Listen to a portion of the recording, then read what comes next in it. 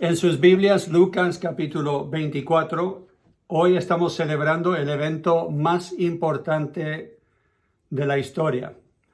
Alguno diría, pero pastor, la muerte de Jesús es la más importante. Bueno, podríamos decir que es el evento más importante, tanto la muerte como la resurrección, porque cuando Jesús murió comprobó ser hombre, pero cuando resucitó comprobó ser Dios. Y eso es lo más importante para nosotros, que fue Dios que tomó forma humana y murió por nosotros para el perdón de nuestros pecados. Así que hoy estamos celebrando un día supremamente importante para nosotros en lo que llamamos el calendario cristiano para la Iglesia de Jesucristo. Pero quiero hablar un poco de dos personajes que iban camino a una ciudad llamada Emaús. Y quiero que usen un poco su imaginación, porque yo creo que a veces nosotros, al leer la palabra de Dios, la leemos como si estuviéramos estudiando para un examen o algo y estamos viendo detalles y todo, pero no nos metemos en la historia, no estamos nosotros viviendo lo que vivieron ellos, no estamos sintiendo lo que sintieron o pensando qué sería la experiencia si yo estuviera ahí, en ese lugar, viviendo lo que ellos vivieron. Yo creo que a veces hablamos tanto de la muerte de Jesús, de su resurrección, de su vida, que se vuelven historias común y corrientes. Ya no pensamos en el impacto que hubiera tenido todo eso en nuestras vidas. Así que al leer este pasaje quiero que ustedes se imaginen estando ahí. Se imaginen que 3 días antes estuvieron ahí presenciando la muerte de Jesucristo, que estuvieron ahí con esa confusión, con esa incertidumbre que ellos estaban experimentando porque no sabían lo que iba a acontecer a los 3 días, aunque Jesús les había dicho, no lo entendían, no entendían por qué era necesario que Cristo tuviese que morir y resucitar de entre los muertos. Y entonces vemos aquí a dos que van camino a Emaús en Lucas 24 y versículo 13. Dice lo siguiente: y he aquí 2 de ellos iban el mismo día a una aldea llamada Emaús, que estaba a 60 estadios de Jerusalén. E iban hablando entre sí de todas aquellas cosas que habían acontecido. Sucedió que mientras hablaban y discutían entre sí, Jesús mismo se acercó y caminaba con ellos, mas los ojos de ellos estaban velados para que no le conociesen. Y les dijo: ¿qué pláticas son estas que tenéis entre vosotros mientras camináis? ¿Y por qué estáis tristes? Respondiendo uno de ellos, que se llamaba Cleofas, le dijo: ¿eres tú el único forastero en Jerusalén que no has sabido las cosas que en ella han acontecido en estos días? Entonces él les dijo: ¿qué cosas? Y ellos le dijeron: de Jesús Nazareno, que fue varón profeta, poderoso en obra y en palabra delante de Dios y de todo el pueblo. Y como le entregaron los principales sacerdotes y nuestros gobernantes a sentencia de muerte y le crucificaron. Pero nosotros esperábamos que él era el que había de redimir a Israel. Y ahora, además de todo esto, hoy es ya el 3er día que esto ha acontecido. Aunque también nos han asombrado unas mujeres de entre nosotros, las que antes del día fueron al sepulcro, y como no hallaron su cuerpo, vinieron diciendo que también habían visto visión de ángeles, quienes dijeron que él vive. Y fueron algunos de los nuestros al sepulcro, y hallaron así como las mujeres habían dicho, pero a él no le vieron. Entonces él les dijo: oh insensatos y tardos de corazón para creer todo lo que los profetas han dicho. Paremos ahí un momento. ¿Has sentido eso alguna vez, que Dios te ha dicho tardo de corazón, insensato? Porque no le creemos a Dios. Tenemos la palabra de Dios, tenemos las promesas de Dios. Jesús había hablado más de una vez acerca de su muerte, que era necesario que él fuese a la cruz, que iba a resucitar al 3er día, que iba a ascender al Padre, que iba a mandar el Espíritu Santo. Todo esto ya se lo había explicado a los discípulos. ¿Cuántas veces? Tantas veces que una vez Pedro se acerca a Jesús y le dice: esto no debería acontecer. Y Jesús le tiene que decir: yo te quiero ver lejos, porque estás haciendo la obra tú ahora de Satanás. Entonces, yo creo que a veces nosotros nos perdemos una bendición, nos perdemos lo que Dios realmente tiene para nosotros porque somos o insensatos o tardos de corazón, porque no le creemos a Dios. Él nos dice las cosas en una forma tan sencilla, tan directa, para fortalecer nuestra fe y simplemente no le creemos. Y Jesús mismo aquí les está explicando por qué era necesario que el Cristo, siendo Él mismo, tuviera que morir, lo que habían dicho los profetas. Dice entonces versículo 26, no era necesario que el Cristo, o sea el Mesías, padeciera estas cosas y que entrara en su gloria. Y comenzando desde Moisés y siguiendo por todos los profetas, les declaraba en todas las escrituras lo que de él decían. Llegaron a la aldea donde iban y él hizo como que iba más lejos, mas ellos le obligaron a quedarse, diciendo, quédate con nosotros porque se hace tarde y el día ya ha declinado. Entró pues a quedarse con ellos. Y aconteció que estando sentado con ellos a la mesa, tomó el pan y lo bendijo y lo partió y les dio. Entonces les fueron abiertos los ojos y le reconocieron, mas él se desapareció de su vista. Y se decían el uno al otro, ¿no ardía nuestro corazón en nosotros mientras nos hablaba en el camino y cuando nos abría las escrituras? Y levantándose en la misma hora, volvieron a Jerusalén y hallaron a los 11 reunidos y a los que estaban con ellos, que decían, ha resucitado el Señor verdaderamente y ha aparecido a Simón. Entonces ellos contaban las cosas que les habían acontecido en el camino y cómo le habían reconocido al partir el pan. Ahora, quiero resaltar algunas cosas. Primero, ellos no le creyeron a las mujeres. Ahora, yo sé que más de una mujer se va a ofender al escuchar esto quizás, pero en este tiempo no se les permitía a las mujeres ser testigos en una corte, especialmente en un evento tan importante como este, porque por tanta emoción que ellas sentían, se sentía que ellas se podían inventar algunas cosas. Entonces yo creo que estos dos que van caminando a Emaús están pensando que por tanta emoción que habían sentido estas mujeres que eran seguidoras de Cristo, ellas se habían imaginado a los ángeles diciéndole que Jesús ya no estaba. Y ellos seguramente están discutiendo en el camino qué podrá haber pasado con el cuerpo de Jesús, porque no se están imaginando la resurrección.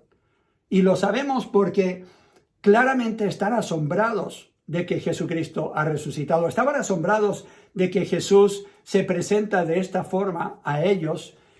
¿Y qué se hubieran perdido ellos si no lo hubieran invitado, si no hubieran insistido de que Jesucristo se quedara con ellos? Jesús hubiera seguido su camino y ellos nunca hubieran sabido si era realmente Jesús o no el que les había platicado. Pero se dieron cuenta que era Jesús porque ellos dijeron, por favor, quédate con nosotros. Y él se quedó y así entonces entendieron que era realmente Jesús cuando él partió el pan y lo compartió con ellos.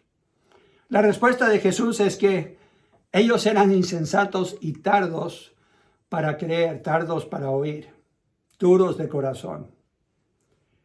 Nosotros tenemos más de un ejemplo de personas en la Biblia que recibieron mayor bendición de Dios, mayor revelación de Dios, una experiencia más profunda con Dios, porque no estaban dispuestos simplemente a tocar el borde de su manto.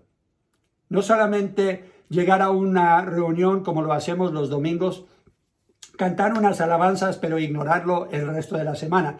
No, ellos no estaban dispuestos a eso, querían más, querían experimentar más de Dios. Como Moisés en el monte, cuando está en la presencia de Dios, la nube cubre a Moisés y cubre la parte más alta del monte santo, y Moisés está ahí, está platicando con Dios, está recibiendo los 10 mandamientos, pero en Éxodo 33, Moisés le dice a Dios, esto no me basta, yo quiero ver tu gloria. Ahora, seguramente ya había visto algo de la gloria de Dios, porque cuando él bajaba del monte, dice la Biblia que su cara estaba radiante y se tenía que poner un velo porque la gente le tenía miedo y no podían acercarse a Moisés por tanto tiempo que había estado en la presencia de Dios. Y la Biblia dice que nosotros, al pasar tiempo en la presencia de Dios, somos transformados más y más a su imagen de gloria en gloria. Pero muchos de nosotros no estamos dispuestos a invertir el tiempo para profundizar nuestra relación con Dios y para tener una experiencia mayor con Dios. Nos contentamos con solo tocar el borde de su manto y ser sanados. Pablo resume lo que él está pensando en Filipenses capítulo 3. Resume toda su vida, sus metas para lo que él anhela lograr en su vida en Filipenses capítulo 3. Habiendo sido religioso, habiendo sido creyente en Dios, pero persiguiendo a la iglesia, pensando que le estaba haciendo un favor a Dios, en Filipenses capítulo 3 y versículo 8, Pablo dice esto de lo que era su vida pasada en su religión. Y ciertamente aún estimo todas las cosas como pérdida por la excelencia del conocimiento de Cristo Jesús, mi Señor, por amor del cual lo he perdido todo y lo tengo por basura para ganar a Cristo. O sea, yo quiero dejar de lado mi religión para tener una relación con Cristo, para ganar a Cristo y ser hallado en Él, dice versículo 9. No teniendo mi propia justicia, que es por la ley, sino la que es por la fe de Cristo, la justicia que es de Dios por la fe, a fin de conocerle. Y uno diría, pero ¿no lo conocía ya? No lo conocía, claramente lo conocía, lo había visto en visión. Sabemos que él cayó de un caballo cuando se le aparece a Cristo en una visión, quedó ciego, fue enseñado por el Señor Jesús en el desierto, dice la Biblia en Gálatas, y él dice, pero yo tengo como meta realmente conocer a Cristo, o sea, profundizar mi relación con Él. No me basta lo que yo ya he experimentado de Él. Dice, a fin de conocerle y el poder de su resurrección y la participación de sus padecimientos, llegando a ser semejante a Él en su muerte. Si en alguna manera llegase a la resurrección de entre los muertos, no que lo haya alcanzado ya, ni que ya sea perfecto, sino que prosigo por ver si logro asir aquello, por lo cual fui también asido por Cristo Jesús. Hermanos, yo mismo no pretendo haberlo ya alcanzado, pero una cosa hago, olvidando ciertamente lo que queda atrás y extendiéndome a lo que está delante, prosigo a la meta, al premio del supremo llamamiento de Dios en Cristo Jesús. Pablo no estaba dispuesto a quedarse tranquilo y decir, yo ya he experimentado todo lo que Dios tiene para mí, tengo la salvación, estoy agradecido por Dios, a Dios por mi salvación. No estaba dispuesto simplemente a quedarse en eso, en ese plano. Él quiere profundizar más y más la relación que tiene con Dios. Y por eso estamos en esta serie que he denominado a fin de conocerle. Porque yo creo que para nosotros, muchos de nosotros tenemos conocimiento de Cristo Jesús intelectual, pero no muy experimental. Y es necesario que nosotros hagamos lo que hizo el apóstol Pablo, dejar las cosas atrás en el pasado, agradecidos por las cosas que han sucedido porque o nos han enseñado algo que teníamos que aprender, nos han fortalecido, como dimos testimonio ya hoy, o hemos experimentado algo del amor y la gracia y el perdón de Dios. Pero deberíamos dejarlo en el pasado y no vivir en el pasado, sino seguir a esa meta, al llamado que Dios tiene para nosotros de seguir creciendo en nuestra relación con Él. En 1 Corintios capítulo 15, la Biblia nos habla acerca de la resurrección y qué tiene que ver la resurrección con este crecimiento espiritual que Dios quiere ver en nosotros. Y este domingo me gustaría enfocarme en ese versículo donde Pablo dice, a fin de conocerle y el poder de su resurrección. ¿Qué significa conocer el poder de la resurrección de Cristo en nuestras vidas? En 1 Corintios 15 tenemos 3 declaraciones negativas y 3 declaraciones positivas. Y por tiempo vamos a verlos muy rápidamente. No voy a profundizar en cada uno. Nosotros ya estudiamos un poco lo que era la iglesia de Corinto en escuela dominical. Así que esto más bien es un repaso, 1 Corintios capítulo 15. Hay 3 declaraciones negativas, con esas vamos a comenzar en el versículo 12. Aquí hay algunos que no no creen en la resurrección de los muertos, no creen en la vida después de la muerte, pero dicen ser seguidores de Cristo Jesús. Y entonces Pablo está un poco confundido con eso. Seguramente eran de los saduceos, porque los saduceos, que eran judíos de esa secta, no creían ni en los ángeles ni en la vida después de la muerte, y fueron ellos los que llegaron a Jesús y le preguntaron acerca de la mujer que había tenido 7 maridos, no sé si se acuerdan, que había tenido 7 maridos y cada uno había muerto. Yo no sé qué era lo que ella ponía en la sopa o qué era que cocinaba muy mal, pero se le murieron 7 maridos y ella quedó sola. Y entonces ellos preguntaron en la resurrección, ¿de quién será esposa ella? ¿De cuál de ellos? Y Jesús dijo, ustedes ignoran la palabra de Dios y el poder de Dios. Y habla de que en la resurrección no hay casamiento, no hay matrimonio, que somos como los ángeles en ese sentido. Pero Jesús les tiene que corregir no solamente lo absurdo que es la pregunta, pero que ellos ni siquiera están haciendo esta pregunta, pero ni siquiera creían ellos en la resurrección. Y entonces parece que habían algunos creyentes en la iglesia de Corinto que habían pasado pensar o esta doctrina, falsa doctrina, de que no hay nada después de la muerte. La muerte es el fin de todo, pero la Biblia no enseña eso. 1 Corintios 15, versículo 12, entonces Pablo dice, pero si se predica de Cristo que resucitó de los muertos, ¿cómo dicen algunos entre vosotros que no hay resurrección de muertos? Porque si no hay resurrección de muertos, tampoco Cristo resucitó. Y si Cristo no resucitó, vana es entonces nuestra predicación, vana también es vuestra fe. Y somos hallados falsos testigos de Dios porque hemos testificado de Dios que Él resucitó a Cristo, al cual no resucitó si en verdad los muertos no resucitan. Entonces Él dice, es ridículo que ustedes digan que no resucitan los muertos, porque Cristo resucitó y es evidente porque más de 500 de nosotros lo vimos, somos testigos de su resurrección. Y si Cristo resucitó, entonces claramente los muertos resucitan. Entonces, la primera declaración negativa es, si Cristo no resucitó de los muertos, nuestra fe es vana y somos falsos testigos. La segunda lo vemos en versículos 16 al 17. Porque si los muertos no resucitan, tampoco Cristo resucitó. Y si Cristo no resucitó, vuestra fe es vana, aún estáis en vuestros pecados. Si Cristo no resucitó de los muertos, seguimos nosotros en nuestros pecados. Porque demuestra que Él fue solamente un hombre común y corriente que murió y tenía que haber sido Dios quien tomó forma humana y murió en nuestro lugar para que el sacrificio fuese aceptado ante Dios. Tenía que ser un sacrificio sin pecado, tenía que ser un cordero de Dios que quita los pecados del mundo sin mancha, sin contaminación.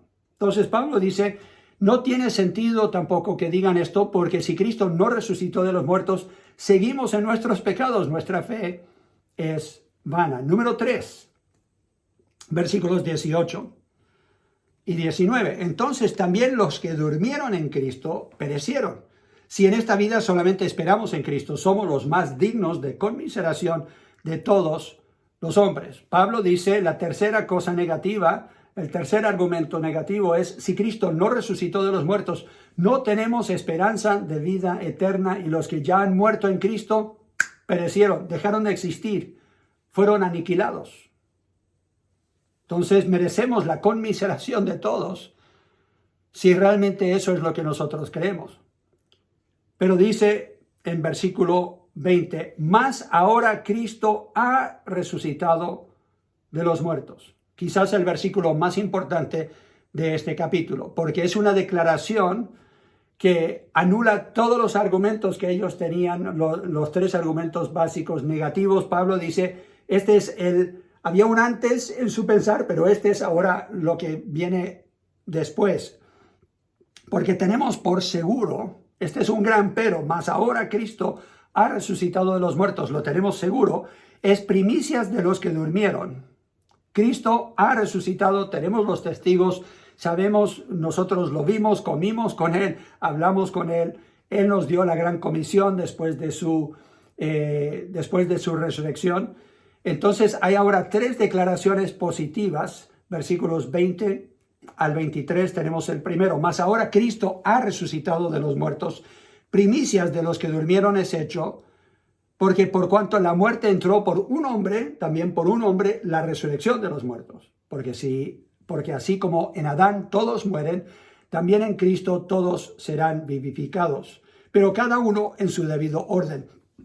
Cristo las primicias, o sea, el primero, luego los que son de Cristo en su venida. Ahora la declaración positiva del apóstol Pablo es: como Cristo ha resucitado de los muertos, nosotros también tenemos la esperanza de que resucitaremos a vida eterna algún día. Cristo abrió el camino. Cuando uno habla de primicias, tiene que haber algo segundo que viene. Cuando uno habla del primero, tiene que haber un segundo o un tercero, lo que sea que viene. Bueno, nosotros sabemos que si Cristo fue el primero, la Biblia enseña que nosotros tendremos también una resurrección, porque Él resucitó. Entonces, la resurrección de Cristo hace posible que nosotros también resucitemos a vida nueva. Número 2. Como Cristo ha resucitado de los muertos, nosotros resucitaremos para tener un cuerpo como el suyo. Versículos 24 al 26. Dice: luego el fin, cuando entregue el reino al Dios y Padre, cuando haya suprimido todo dominio, toda autoridad y potencia. Porque preciso es que Él reine hasta que haya puesto a todos sus enemigos debajo de sus pies. Y el postrer enemigo que será destruido es la muerte. No tenemos ahora por qué temer la muerte.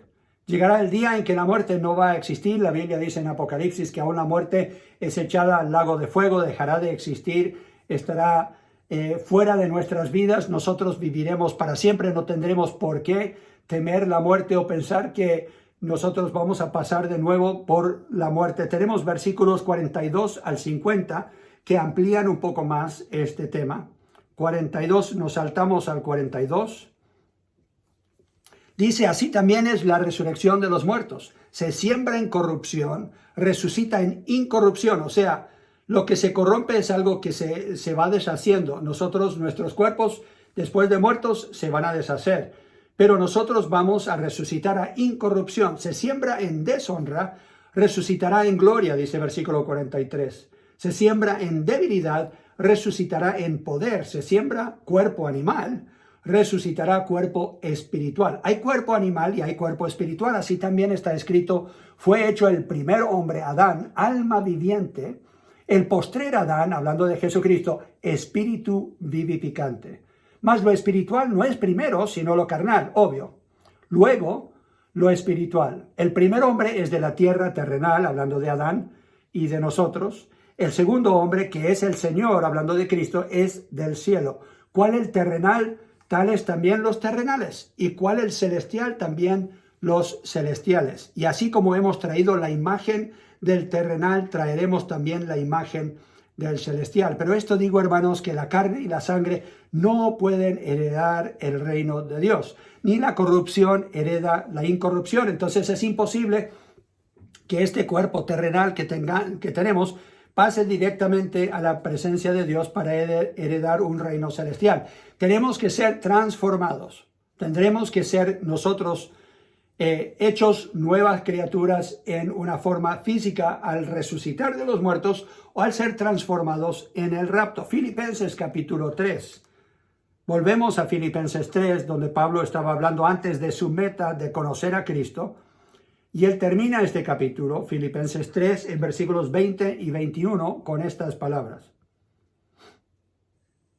Mas nuestra ciudadanía está en los cielos, amén, de donde también esperamos al Salvador, al Señor Jesucristo, el cual transformará el cuerpo de la humillación nuestra, para que sea semejante al cuerpo de la gloria suya, por el poder con el cual puede también sujetar a sí mismo todas las cosas. Y ahí está esa palabra poder de nuevo. Por el poder que resucitó a Cristo de entre los muertos, ese poder, dice la Biblia, que opera en nosotros los que creemos. Esa es la clave. Recibimos todo de Dios por fe. Tenemos que creer de que Él no solamente nos da la salvación de nuestras almas, pero también nos permitirá estar con Él para siempre y con cuerpos glorificados. Yo no sé de ustedes, pero yo estoy pidiendo un mejor cuerpo que el que tengo.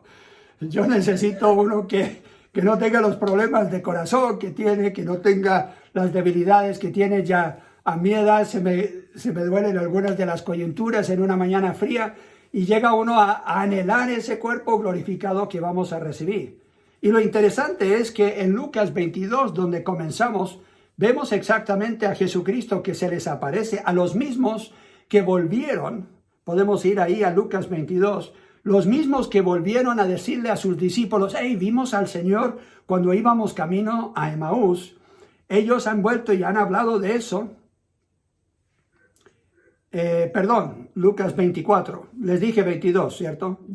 El primer error que he cometido hoy. Lucas 24. Y versículo 36. Están hablando ellos, vimos a Jesús. Simón dice: se me apareció a mí el Señor Jesús. Y mientras ellos aún hablaban, versículo 36, de estas cosas, Jesús se puso en medio de ellos y les dijo: paz a vosotros. Entonces, espantados y atemorizados, pensaban que veían espíritu. Pero él les dijo: ¿por qué estáis turbados? Y vienen a vuestro corazón estos pensamientos. Mirad mis manos y mis pies, que yo mismo soy. Palpad y ved, porque un espíritu no tiene carne ni huesos, como veis que yo tengo. Algunos creen que después de muertos nosotros somos simplemente como una nube, no tenemos sustancia. Eso no es lo que enseña la palabra.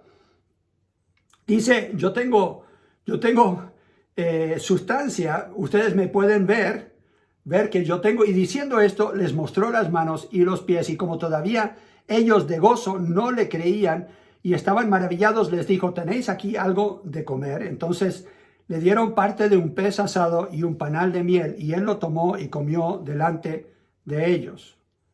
Y versículo 44, y les dijo: estas son las palabras que os hablé estando aún con vosotros, que era necesario que se cumpliese todo lo que está escrito de mí en la ley de Moisés, en los profetas y en los salmos. Entonces les abrió el entendimiento para que comprendiesen las escrituras, y les dijo: así está escrito, y así fue necesario que el Cristo padeciese y resucitase de los muertos al tercer día. Les tuvo que volver a explicar el por qué había sucedido todo.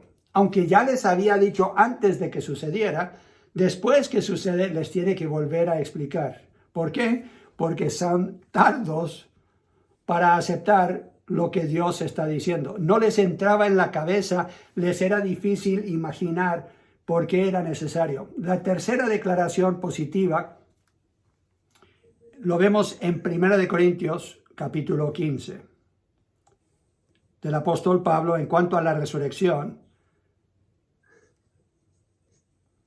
Versículo 51 de 1 Corintios 15. Ya terminando casi el capítulo, Pablo dice: he aquí os digo un misterio, no todos dormiremos, o sea, no todos vamos a morir, pero todos seremos transformados. En un momento, en un abrir y cerrar de los ojos, a la final trompeta, porque se tocará la trompeta, y los muertos serán resucitados incorruptibles, y nosotros seremos transformados. Él esperaba la venida de Cristo mientras él estaba con vida. Y así deberíamos esperar nosotros su venida. Podría venir hoy. Mi pregunta es: ¿estás preparado? Dice: seremos transformados, porque es necesario que esto corruptible se vista de incorrupción y esto mortal se vista de inmortalidad. Y cuando esto corruptible se haya vestido de incorrupción y esto mortal se haya vestido de inmortalidad, entonces se cumplirá la palabra que está escrita: sorbida es la muerte en victoria. Hoy estamos celebrando la resurrección de Cristo porque fue una gran victoria.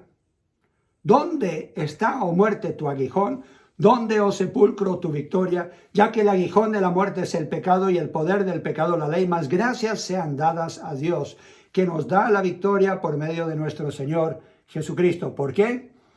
Porque Él no solamente nos perdonó los pecados al derramar su sangre en la cruz por nosotros, muriendo en nuestro lugar, pero resucitó a vida nueva para darnos a nosotros la esperanza de vida nueva. Sergio y Bernardita demostraron eso al ser bautizados ayer. Es una figura de lo que Cristo hizo por nosotros. Murió, fue sepultado y resucitó a vida nueva Y nosotros queremos que eso sucede en cada corazón que cree en Cristo para salvación. Y lo que nosotros tenemos que demostrar en nuestra vida es que realmente lo creemos. Alguno dirá, pero pastor, sí, yo creo en la resurrección y todo, pero ¿qué tiene que ver conmigo? Bueno, esta promesa es para los que creen en Cristo. Recuerden, los que creyeron, estuvieron presentes, fueron los que vieron a Jesucristo, fueron los que experimentaron, los que pidieron más que simplemente hablar con Él en el camino, pero pidieron que se quedara con Él, fueron los que experimentaron la realidad de la presencia de Cristo en sus vidas. Primera de Pedro, capítulo 1. Primera de Pedro, capítulo 1, y versículo 3, dice lo siguiente: bendito el Dios y Padre de nuestro Señor Jesucristo, que según su grande misericordia nos hizo renacer para una esperanza viva, por la resurrección de Jesucristo de los muertos, para una herencia incorruptible, incontaminada e inmarcesible, reservada en los cielos para vosotros, que sois guardados por el poder de Dios, mediante la fe para alcanzar la salvación que está preparada para ser manifestada en el tiempo postrero. Y muchos dicen, sí, pastor, yo creo eso. Algún día lo voy a experimentar, y están pensando en el futuro y están diciendo, sí, algún día vamos a estar en su presencia y tendremos un cuerpo transformado, y gracias a Dios por la resurrección de Cristo que hace eso posible. Y están pensando que ese es el único impacto que tiene la resurrección de Cristo en sus vidas. Pero no es así. Hay más. Deberíamos nosotros pedir más de Dios. No solamente es para el futuro, no es solamente para el día en que venga Cristo, es para el día de hoy. Efesios capítulo 1. Este poder no es solamente para ese día futuro. Efesios capítulo 1 y versículo 19. Dice lo siguiente. Pablo aquí orando de que Dios les alumbre el entendimiento para que ellos puedan comprender. Versículo 19. Cuál la supereminente grandeza de su poder para con nosotros los que creemos. Ahí está la clave. Lo tienes que creer. Es un poco como tener la electricidad en la casa, pero no enchufar nada. Pensando que se fue la luz, y entonces uno dice, yo no voy a prender nada, no voy a enchufar nada, porque los vecinos dijeron que se fue la luz. Y los que le cortaron la luz son ellos, y uno tiene, pero no cree, y entonces porque no cree, no está enchufado. Es lo mismo, hay muchas personas que están perdiendo lo que podrían tener en su vida diaria simplemente porque no lo creen. Están pensando que el poder de Dios se va a demostrar a futuro, y están esperando ese día futuro, pero no están pensando que ese poder puede ser revelado en ellos hoy. Supereminente grandeza de su poder para con nosotros los que creemos, según la operación del poder de su fuerza. ¿Qué clase de fuerza tiene Dios? ¿Qué clase de poder tiene Dios? Él habló, y todo lo que vemos en el universo fue creado con solo su palabra. Imagínense ese poder. Pero no solamente fue ese poder de creación, sino dice versículo 20, la cual operó en Cristo, resucitándole de los muertos y sentándole a su diestra en los lugares celestiales. Sobre todo principado y autoridad, poder y señorío, y sobre todo nombre que se nombra no solo en este siglo, sino también en el venidero. Yo no sé, es difícil medir cuánto poder se requiere para resucitar a un muerto, pero Dios claramente tiene ese poder. Y como resucitó a Cristo de entre los muertos, Él te puede dar nueva vida a ti. Es más, no hay pecado, no hay problema en tu vida que no pueda ser superado por el poder de Dios en ti. Efesios capítulo 3 dice que ese poder opera en nosotros. Y Efesios 3:20 dice lo siguiente. Efesios capítulo 3 y versículo 20, y aquel que es poderoso para hacer todas las cosas mucho más abundantemente de lo que pedimos o entendemos, según el poder que actúa, ¿dónde? En nosotros. A Él sea gloria en la iglesia, en Cristo Jesús, por todas las edades, por los siglos de los siglos. Amén. La gran mayoría de nosotros limitamos lo que Dios quiere hacer en nosotros porque no creemos. No creemos realmente que podemos tener mayor experiencia real con Cristo en nuestras vidas por su Espíritu. No lo buscamos, no lo anhelamos. Estamos contentos con cantar unas canciones los domingos y tener una futura salvación. Y el resto de la semana estamos intentando en nuestras propias fuerzas vivir nuestra vida.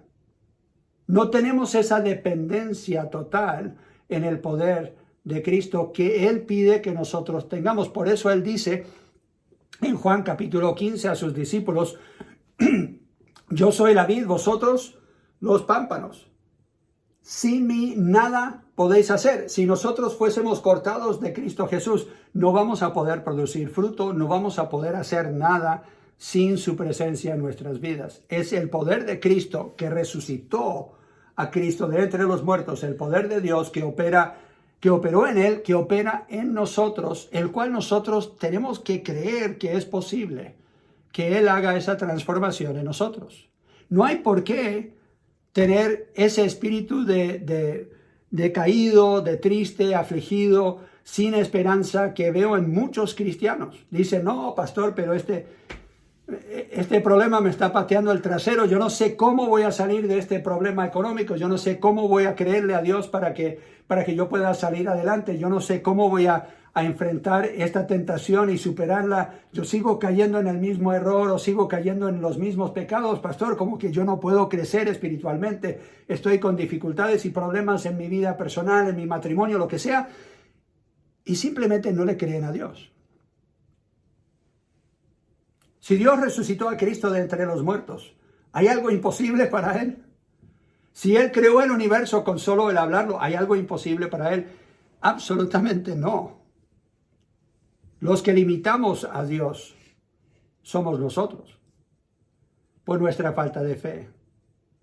Al celebrar hoy la resurrección de Cristo, no solamente celebramos que nosotros tenemos vida eterna y algún día vamos a poder ver ese poder reflejado en nosotros con nuestros cuerpos glorificados, pero llegará el día también que nosotros le vamos a creer a Dios para que ese poder sea demostrado en nosotros. Yo le agradezco a Dios por el pastor Hugo, por la Marcela, por sus hijos, por los diáconos, como ya lo han dicho ustedes, que han asumido responsabilidades en la congregación y todos han dado testimonio. Yo no creía que lo podía hacer, pastor.